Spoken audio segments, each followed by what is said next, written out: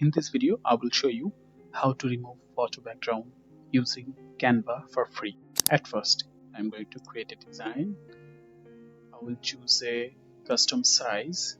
I will choose 1920 by 1080. The blank page is opened, and the first thing you have to do is you have to go to elements. You have to take a photo.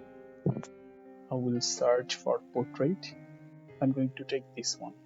So at first you have to select the photo first, then you have to go to edit image. You will find BG remover. You just have to click it. Here you can see the background is. Other option we can do to remove this background, take another photo. I'm going to elements again. I'm going to search with portrait. I'm going to photos and taking this one to show you another option. So again you have to go to edit image after selecting this photo and then find magic grep. Then you have to select the elements.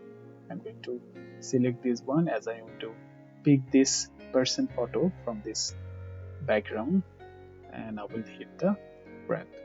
Okay, so here you can see the person is taken out from this photo. Now you can delete this photo. So this is the option available in Canva to remove background